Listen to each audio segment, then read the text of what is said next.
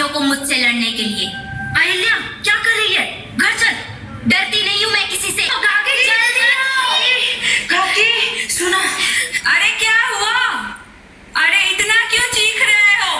मर नहीं गई हूँ मैं, मुझे सब सुनाई देता है। काकी काकी आपको पता है आज क्या किया अहिल्या ने? अब क्या किया अहिल्या ने? काकी उसने दुर्व्यवहार किया इतने बड़े सूबेदार जी के साथ। सूबेदार जी के साथ? हाँ सुनते हो? देखो तुम्हारी बेटी ने आज क्या किया, आके देखो। क्या हुआ?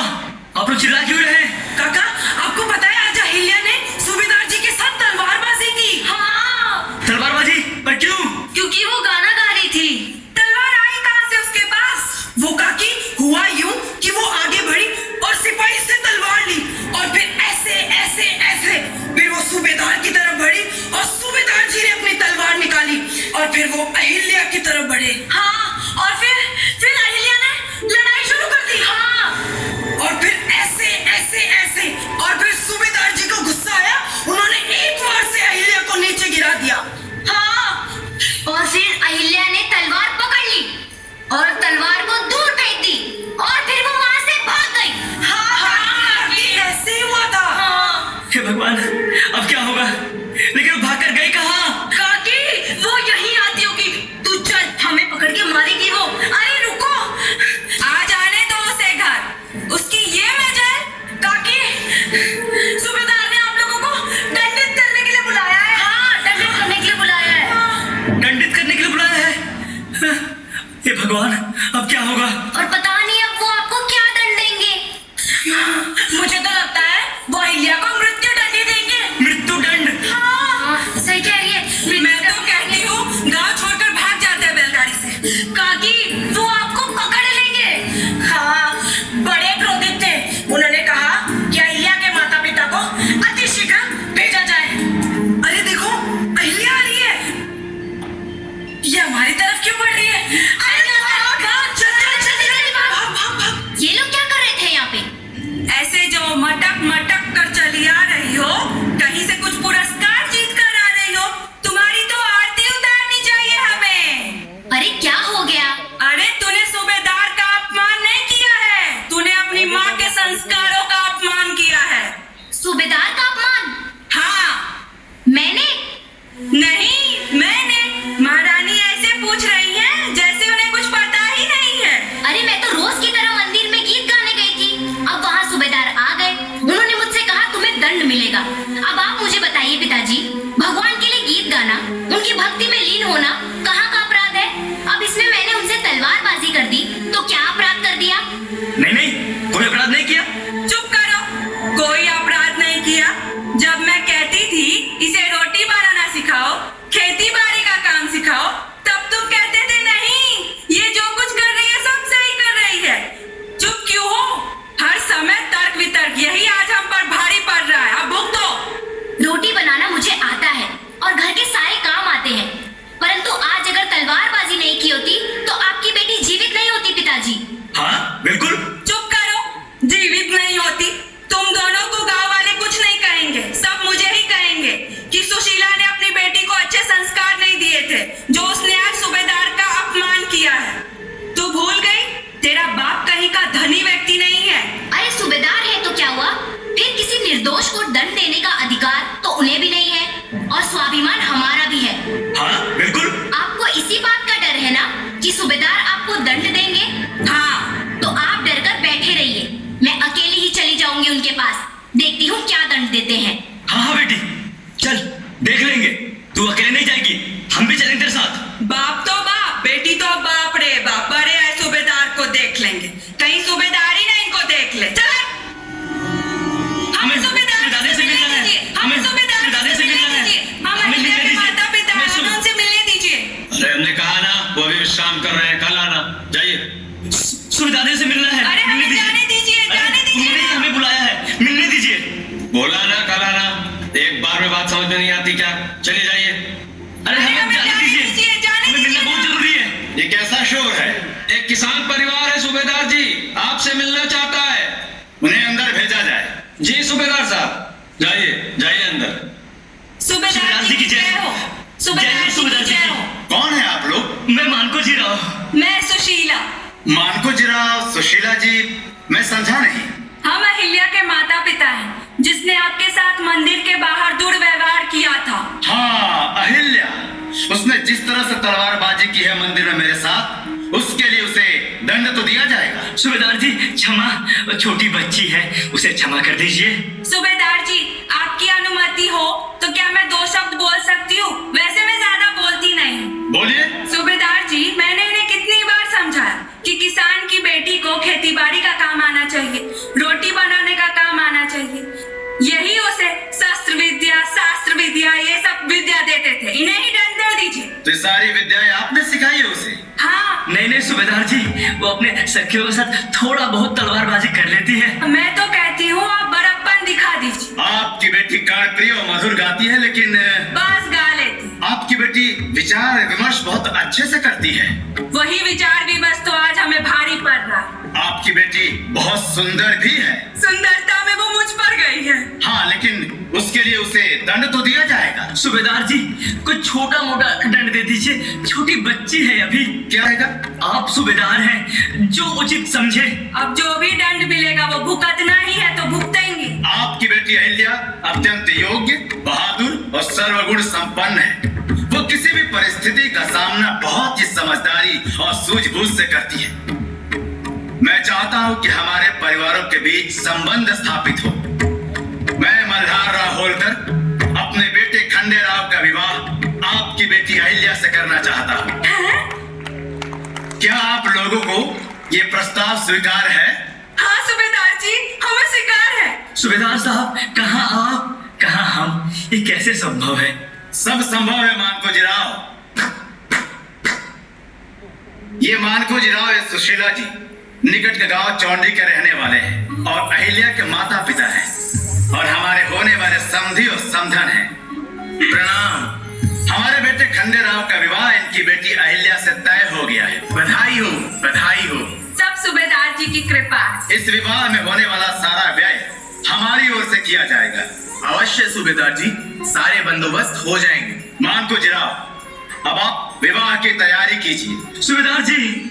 मानको जिराव, उठिए उठिए, आपका स्थान यहाँ है। आइए आइए। समधी जी और समधन जी, आप दोनों लोग विवाह की तैयारी धूमधाम से कीजिए। प्रणाम। कहीं हम सपना तो नहीं देख रहे हैं? ये सपना नहीं, ये सच है। अरे नहीं, ये सपना नहीं है। मेरी बेटी इतने बड़े घर में राज करेगी, हमने कभी सोचा भी नहीं था। हाँ, अब हम सुबेदार जी के समधी और समधन बनने वाले हैं। हाँ चलो चलो, जल्दी चलो, विवाह की तैयारी भी करनी है। हाँ चलो। आज दिन सोने को महाराज, आज दिन सोने को महाराज, आज दिन सोने को महाराज। जन्म लियो रघुरैया, बद में बाजे बधैया। जन्म लियो रघुरैया,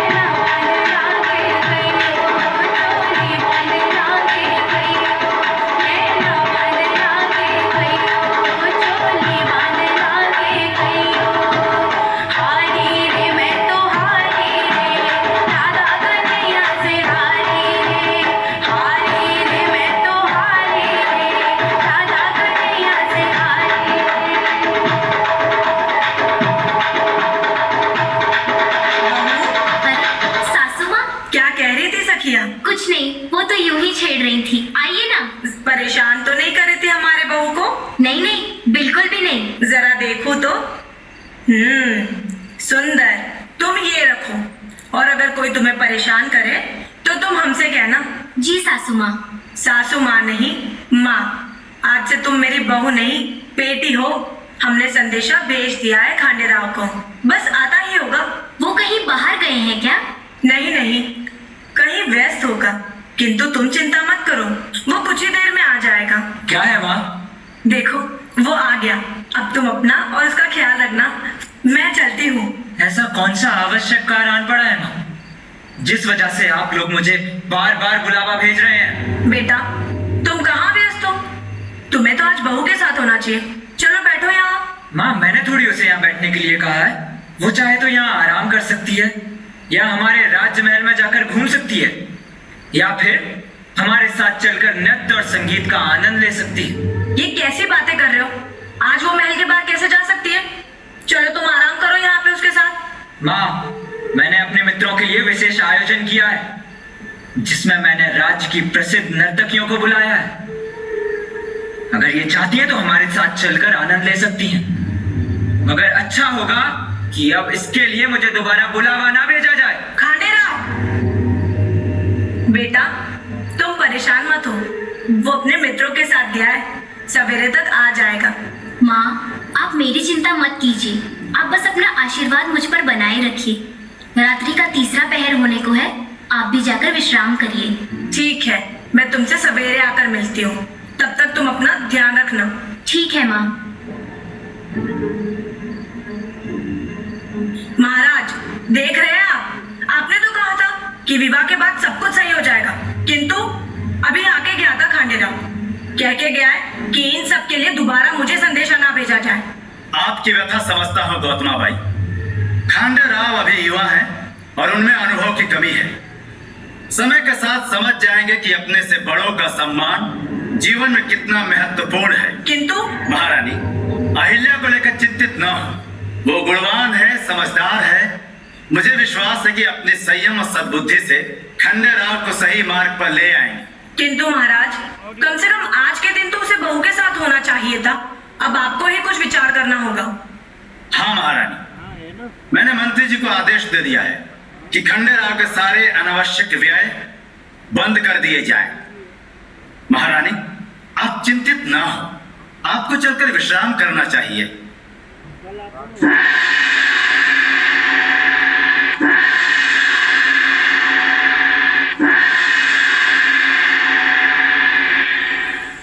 मंत्री जी, कैसे हैं आप? मैं कुशल से हूँ राजकुमार, आप कैसे हैं? हम भी कुशल से हैं। और हमारे राज्य कोष में किसी प्रकार की कोई कमी तो नहीं? अरे नहीं नहीं, महाराज की कृपा से सब कुछ पर्याप्त है। हमें पता ही था। चलिए खजांची से कुछ कहिए कि मुद्राएं निकाल कर दें हमें नृत्य और संगीत के आयोजन में निकलना है। क्षमा करें राजकुमार, परंतु इस समय महाराज ने किसी भी तरीके के अनावश्यक कार्यों पर लगने वाली मुद्राओं पर रोक लगाई हुई है। ये क्या कह रहे हैं आप मंत्री जी? क्या आप नहीं समझते कला राज्य की समृद्धि के लिए कितनी आवश्यक है? मैं भली भांति समझता हूँ राजकुमार कि कला राज्य की समृद्धि के लिए अति आवश्यक है, परंतु मैं अपने महाराज के आदेश के विरुद्ध नहीं जा सकता। आप भूल रहे हैं मंत्री जी, मैं भी इस राज्य का राजकुमार हूँ। मेरा आदेश सुनना आपके लिए कितना अनिवार्य है। मैं समझता हूँ कि आप इस राज्य के राजकुमार हैं और भविष्य में होने वाले राजा भी, परंतु मैं अपने महाराज के आदेश के विरुद्ध नहीं जा सकता। आप हमारा समय बर्बाद ना करें, हमें कुछ मुद्राएं निकलवा कर दें। अब हम आपसे दोबारा नहीं पूछेंगे। मुझे क्षमा करें राजकुमार, जैसा मैंने कहा, मैं आपके लिए चाह कर भी कुछ नहीं कर सकता हूँ। मैं अपने महाराज के आदेश के विरुद्ध नहीं जाऊंगा, लेकिन हाँ, आपको एक सलाह जरूर दे सकता हूँ। बोलो। छोटा मुंह बड़ी बात राजकुमार, लेकिन ये राज्य, ये परिवार, प्रजा सभी आपको लेकर चिंतित हैं। आप इस साम्राज्य के होने वाले राजा हैं, ऐसे में आपको अपनी जिम्मेदारियों का भान होना अति आवश्यक है। हम सभी आपसे प्रेम करते हैं और आपका आदर करते हैं, इसलिए हम आपसे उम्मीद भी रखते हैं। तो अब तुम मुझे बताओगे दो कौड़ी के मंत्री, जो हमारे राजमहल के टुकड़ों पे पल रहा है, तो अब तुम मुझे बताओगे कि एक राजकुमार का कर्तव्य क्या है। तुम मुझे बताओगे कि एक प्रजा की अपेक्षा क्या है एक राजकुमार से? तुम बहुत भाग्यशाली हो कि अभी भी मेरे सामने खड़े हो, लेकिन अब देखो तुम्हें मैं कैसे दंडित कराता हूं। मेरा यह आशय नहीं था राजकुमार, पर अगर आपको मेरी किसी बात का बुरा लगा हो तो मुझे क्षमा करें।